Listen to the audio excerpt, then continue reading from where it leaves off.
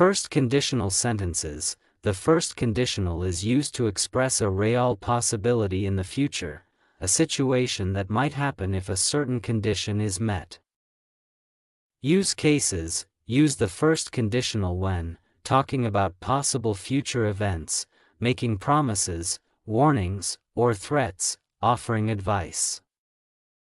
Structure. If plus present simple, will plus base verb. Example. If it rains, we will cancel the picnic. Situation. Sentence example. Situation warning. Sentence example. If you touch that wire, you will get shocked.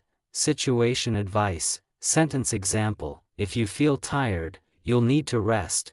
Situation possibility. Sentence example. If it doesn't snow, we'll go hiking. Situation promise. If you come early, I'll help you. Practice sentences. If you study hard, you pass the test. Answer will be, if you study hard, you will pass the test. If they not hurry, they miss the train. Answer will be, if they don't hurry, they will miss the train. If I win the prize, I buy a new phone. Answer will be, if I win the prize, I will buy a new phone.